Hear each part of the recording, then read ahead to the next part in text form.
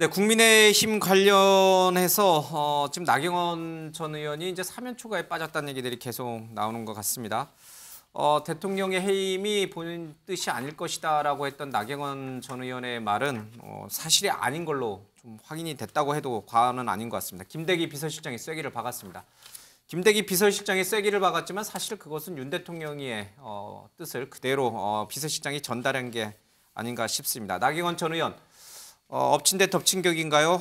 오늘 일부 여론조사에서는 오차범위 밖에서 김기현 의원에게 뒤지는 것도 좀 나왔습니다. 자, 연연하지 않겠다라는 얘기를 하긴 합니다만은 이쯤 되면 나와도 승산은 좀 없는 게 아닌가 이런 비관적인 전망도 좀 나옵니다. 자, 나경원 전 의원의 얘기 잠깐 들어보겠습니다. 대통령의 해임이 대통령의 권위가 아니다 이렇게 말씀하셨는데 다소 이 정보가 왜곡되거나 그런 경우가 왕왕 있지 않나 이런 말씀들이 말씀이 포함되어 있다 이렇게 생각을 하시면 될 것 같습니다. 예, 이거는 뭐 지난 얘기긴 합니다만 오늘은 이제 좀 침묵을 유지하고 있습니다.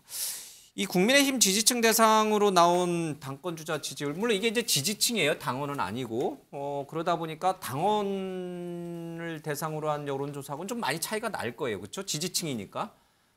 또 지역적으로 보면 당원은 좀 고령층이 좀 많고 영남에 좀 많이 편중돼 있으니까 당원 조사하고 근데 이 적합도 조사는 뭐 이게 딱 연령별로 지역별로 딱 균등 배분을 해가지고 나온 거니까 차이가 좀 많이 날 텐데 그래도.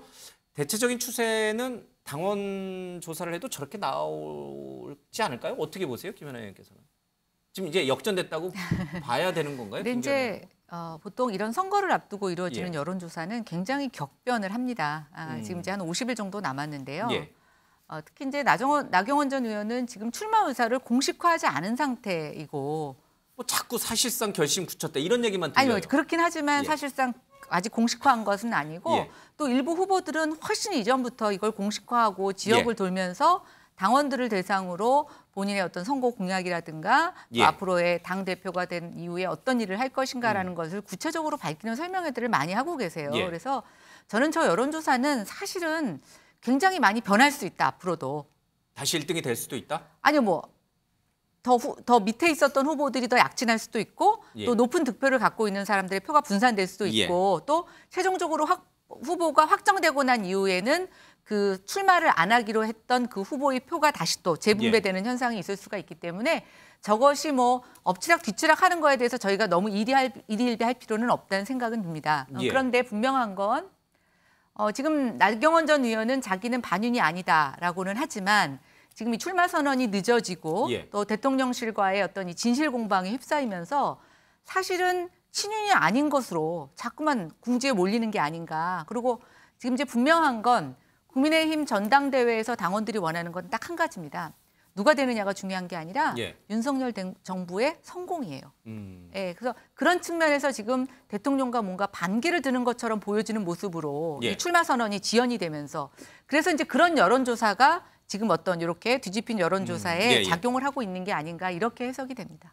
그러면 지금 국민의힘 당원들은 나경원 전 의원이 당대표가 되면 윤석열 정부가 성공할 수 없다 이렇게 생각하나요? 아니 근데 이제 저는 본격적으로 출마 선언을 하시고 또 어떤 메시지를 내냐에 따라서 저건 달라질 수가 있는데 지금은 출마 선언 자체가 너무 길어지면서 나경원 전 의원에 대한 지지도가 이제 조금씩 흔들리면서 다른 쪽으로 옮겨가고 있는 모습이 포착되는 정도라고 생각합니다. 나는 반윤이 아니다. 그 부분은 당원들이 믿어주나요? 나는 반윤이 아니다. 근데 이제 당원 입장에서는 반윤이냐 친윤이냐 이거보다는 윤석열 정부의 성공을 위해서 어느 정도 협조하고 또 리더십을 보여줄 것이냐라는 게 굉장히 중요한데 저는 이번에 당대표 출마하시는 분들이 그 프레임에서 스스로 벗어나야 된다고 생각해요. 정말 당원들이 원하는 게 뭔지를 정말 받아들이셔야 된다고 생각합니다. 본인은 반윤이 아니다라고 나경원 전 의원은 스스로 계속 강변하고 있습니다만은 이번 이 지금 해임 사태를 둘러싸고 나경원 전 의원이 대통령 망신주기를 한 것이다 이런 해석이 당내에는 압도적인 것 같습니다. 특히 대통령이 사리 분별도 못하고 참모들의 말만 잘못된 정보에 기반해서 자신을 해임했다 이런 식으로 해석될 수 있는 발언에 꺼냈기 때문에 이거는 빼도 박도 못한다 이런 제 해석들이 좀 계속 나오는 것 같습니다. 그게 김기현 의원도 그렇고 윤상현 의원도 이제 그런 얘기를 좀 하신 것 같아요. 얘기를 좀 들어보고 제가 드릴까? 예, 두 사람의 얘기를 좀 들어보겠습니다. 대통령이 사퇴서의 수리도 아니고 심지어 사퇴서를 제출하지 않은 대사 자리까지도 해임이라고 하는 결정을 했다는 것은 분명히 의미를 담고 있는 것인데 그것을 자의적으로 해석하는 것은 대통령에 대한 예의가 아니다. 해임한 거에 대해서 윤석열 대통령의 본의가 아니다. 예. 결국은 자기가 못 받아들인다는 거거든요. 대통령이 주변 참모들의 어떤 왜곡된 선입관이나 조언을 갖고 잘못했다. 결국 주변 상황을 잘못 판단하는 지도자로 비하한격이 돼버렸죠. 그러니까요. 지금 윤상현 의원은 저렇게 이제 해석을 하신 거예요. 나경원 전 의원이 반윤이 아니라고 본인은 주장했지만 대통령을 굉장히 비하시켰다는 거예요. 간신배들의 그 얄팍한 왜곡된 정보 보고에 그냥 농락당하는 참 무능하고 뭐 벌거벗은 임금님 정도로 오해될 수 있는. 그러니까 반윤은 아니다. 대통령이 UAE 가서 300억 불 투자한 거 가슴이 벅차오른다 해놓고 대통령을 거의 그냥 벌거벗은 임금님 수준으로 만들어버린 거 아닙니까? 근데 저게 의도를 한 건지 아니면 본인이 좀 실수를 한 건지는 모르겠어요. 근데 명백한 잘못이죠. 그러니까 반윤이다, 친윤이다, 뭐 출마를 하면 안 해 하고 전혀 무관한 문제예요. 무관한 문제인데 그 대통령의 뜻을요. 이 권력 이제 정치인들이 참 조심해야 될 게 이 대통령 또는 뭐 자기의 보스의 뜻을 자기 나름대로 자의적으로 해석하는 해석권을 잘못 해석하면요. 큰일 납니다. 근데 나경원 전 의원이요. 대통령의 뜻을 굉장히 자기 그 무슨 그 잣대에 맞춰서 이렇게 해석했는데 대통령의 본의하고는 엄청난 차이가 있는 거예요. 엄청난 차이가 있는 거예요. 그러면서 그리고 대통령을 거의 그런 비하, 대통령에 대한 모욕, 그런 간신배 몇 명에 둘러싸여 가지고 그릇된 판단을 내리는 지도자 이렇게 됐는데 제가 알기로는요. 대통령이 그 용산 대통령실에 뭐 몇몇 수석이네 뭐네 이런 사람들의 얘기만 듣는 게 아니라 굉장히 폭넓은 사람들하고 일상적으로도 소통을 합니다. 그다음에 나경원 전 의원하고는요. 대학 같은 과 3년 선후배 관계이기 때문에 둘 다 대통령도 알고 나경원 부부를 아는 그런 사람들이 굉장히 많아요. 그런 사람들로부터도 또 여러 가지 판단과 조언을 듣고 그래서 다 종합적으로 내린 결정인데 몇몇 간신배에 농락당하는 대통령의 모습을 그려버린 거란 말이에요. 그래서 저거는 넘지 말아야 될 선을 넘었다. 그래서 제가 봤을 때는 거의 나경원의 자폭이다. 이렇게 보여집니다. 자, 이 대목에서 홍준표 대구시장, 요즘 홍준표 대구시장이 대구시정뿐만 아니라 여기 나라 전체 국정에 대해서 굉장히 많은 관심이 있는 것 같습니다. 이런 얘기를 오늘 했어요. 부부가 좋은 의미로 부창부수가 아닌 출세와 욕망하고자 부창부수하면 곤란하다. 자중을 부창부수로 했으면 좋겠다. 이런 얘기를 좀 했습니다. 부창부수는 굉장히 긍정적인 의미로 남편과 아내가 뭐 서로 잘 짝꿍이 잘 된다, 궁합이 잘 맞는다 이런 의미인데 아마 최근 정치권에서 나경원 전 의원의 남편인 김재우 부장판사의 대법관 설이 돌고 있는 모양입니다. 자, 이런 것들 자체가 쌍으로 부부가 쌍으로 잘못된 길로 가고 있다 이렇게 아마 홍 시장은 비판한 것 같습니다. 이 대목에서 좀 들어봐야 될 것 같습니다. 나경원 의원의 행동이 말이 그렇게 잘못된 겁니까? 그 대목이 저는 역으로 윤 대통령이 왜 나경원 의원에게 이렇게까지 강한 분노 내지는 질책 정말 이유가 뭘까? 그게 아직도 저는 풀리지 않아요. 단순히 여태까지 쭉 신조 의원께서 얘기했는데 비하했잖아요, 대통령. 아니 그거는 일이 벌어진 이유고 처음에 처음에 촉발된 처음 출발. 그러니까 저출산 고령사회 부위원장 자격으로 기자들과 뭐 만나서 신년 간담회에 이런 식의 헝가리식 해법도 고려될 수 있습니다. 그 말 한마디였잖아요. 그게 그렇게까지 사회수석이 나서서 반박하고 그다음에 고위관계자라는 익명의 관계자가 계속해서 이어지는 부적절한 언행을 방치할 수 없다라고 짓밟아버리고 그리고 저는 그 이후에 아까 그 대통령이 마치 벌거벗은 뭐처럼 그렇게 간주되도록 비난했다고 그랬잖아요. 어저께 오후에 김대기 비서실장 명의로 기자들에게 뿌려진 자료에 보면 나경원 의원이 어떻게 처신을 하고 다녔는지 대통령이 이미 너무나 잘 알고 있다. 예. 그걸 나 의원이 더 잘할 것이다 라는 식의 얘기를 어제 했어요. 예. 저는 그게 정말 이례적이라고 봤어요. 그러니까 지금 해외에 나가 있는 대통령 대신해서 비서실장이 이런 정치적인 사안에 대해서 이렇게까지 강한 예. 입장을 내놓는 거, 이건 정말 이례적이다. 저거는 김대기 실장이 독자적 판단으로 내지는 않았어요. 그건 대통령의 뜻이라고 대통령이 예, 새벽에 보고를 받고 비서실장을 시켜서 저 입장문이 나왔어요. 대통령의 뜻이라고 예. 봐야 되는 거죠. 그러니까 그런 점에서 나경원 의원이 아무리 나는 반윤이 아니라고 외쳐본들 예. 지금 나경원 의원은 반윤으로 갈 수밖에 없게 지금 벼랑 끝에서 완전히 밑으로 밀어버리는 형국이 되고 있다고 예. 저는 보이거든요. 그런데 아까 이제 초두에 여론조사 얘기를 앵커가 인용을 예. 했잖아요.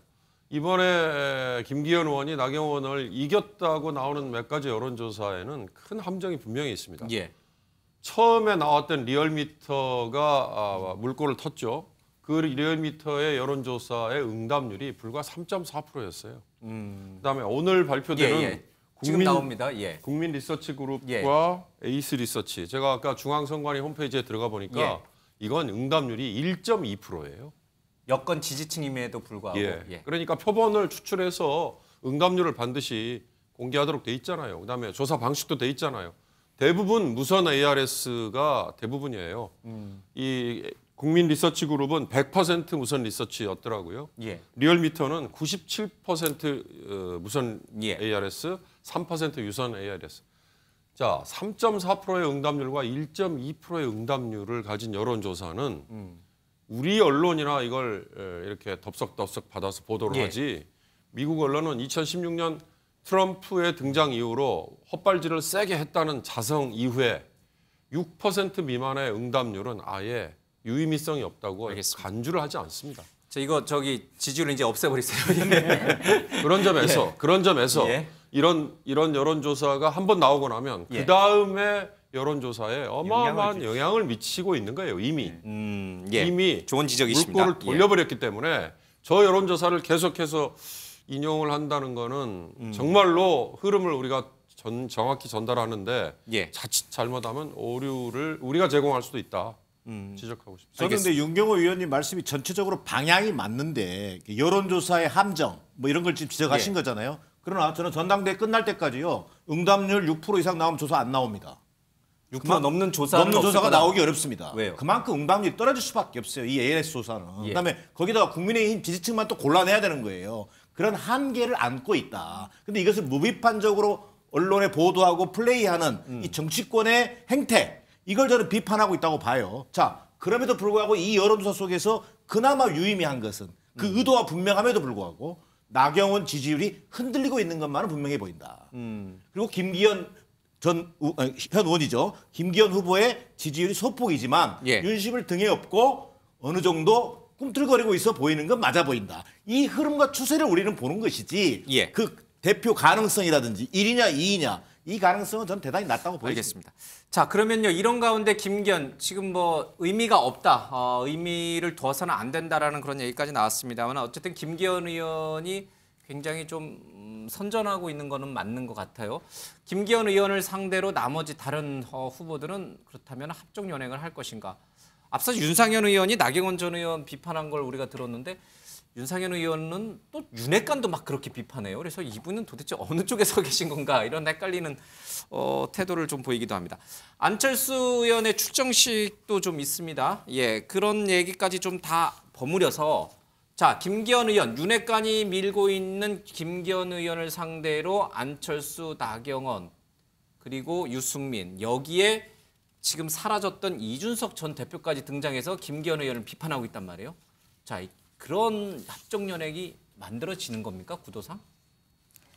일단 비판이라는 공통 분모는 있는데요. 예. 그분들은 사실은 섞이기가 어려운 물과 기름 같은 관계입니다. 나윤, 안, 이. 네. 그래서 예. 모르겠어요. 이제 이게 국민의힘의 정치인들 사이에서 그렇게 보여지는 건데 어차피 이게 지금 당원 투표이기 예. 때문에 모르겠습니다. 그 뭐 중요한 득표를 갖고 계신 분들의 표가 어디로든 흘러가겠죠. 그러니까 그 방향이 앞으로 굉장히 중요하다라고 보여지는데 저 네 분이 합쳐져서 하나의 단일된 표로 가기는 조금 어렵지 않겠느냐. 예, 그런 생각이 듭니다. 근데 나경원 의원이 높은 지지율이 뚝 떨어졌을 때 그 떨어진 나경원 의원이 갖고 있던 그 지지율은 김기현 의원한테 더 많이 간 것 같죠? 안철수 의원의 지지율은 거의 변동이 없어요. 그러니까 이제까지 이제 제가 하나만 ARS 여론조사 중에서요 응답률이 제가 6% 이상 나온 걸 거의 못 봤습니다. 그러니까 앞으로 ARS는 다 빼야 돼요, 아예. 그러니까 우리 저기 ARS로 오면요 거의 사람들이 안 받아요. 응답도 안 하고요. 그러니까 6% 이상 나온 조사 결과를 제가 본 적이 거의 없습니다. 그러니까 아예 그래야 된다고 보고요. 근데 나경원 전 의원이 처음에 하여간 1위가 나왔다가 지금 2위로 빠지고 이런 거는 어떻게 보면 자연스러운 결과다라고 보거든요. 아니 국민의힘 지지층은 대통령의 성공을 원하는 거 아닙니까? 근데 나경원 의원이 대통령의 성공을 위해서 뭔가 나름대로 열심히 하고 대중적 지명도도 있고 뭐 이렇게 알고 그런 게 이제 반영된 게 이제까지 1위 하는 여론조사였는데 보니까 대통령실은 왜 자꾸만 저렇게 긁어부스럼을 만들고 갈등을 유발시키고 뭐 하지? 아니네. 나경원 전 의원 그렇게 안 봤는데 실망이네. 이런 사람들이 많이 생겨요. 저는 이제 그런 것들을 주변에서 많이 느끼거든요. 나경원 다시 봤다. 이런 얘기들이 국민의힘 지지자들과 당원들 사이에서 굉장히 제가 요새 가장 많이 듣는 얘기가 그런 겁니다. 그러니까 그런 사람들은 이제 여론조사 혹시라도 오면 빠져나가는 거죠. 그러니까 이거는 어찌 보면 나경원 의원이 자초한 측면이 있다. 이렇게 보여집니다. 알겠습니다.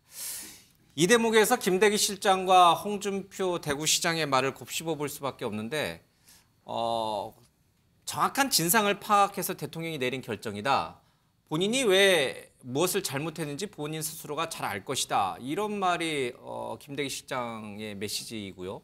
홍 시장도 뭐 건물 투기 얘기도 좀 했습니다. 도대체 나경원 전 의원에게 무슨 하자가 있었길래 청문회 대상이 되는 장관은 못하고 장관급인 저출산 고령화위원회 부위원장을 했을까? 뭐 건물 투기는 또 뭔가 최근에 뭐 여기 중구 신당동에 건물을 사고 팔았다 뭐 이런 얘기도 찌라시성처럼 도는데 사실인지 그건 확인이 되는 얘기예요. 사실은 맞는데. 그거는 뭐 지금은 공식적으로 확인되기가 좀 힘들고요. 근데 이제 나경원 전 의원이 장관직을 희망을 했고 몇몇 장관해서 인사검증에 들어간 것도 팩트고 그런데 하여간 청문회까지 가질 않았어요.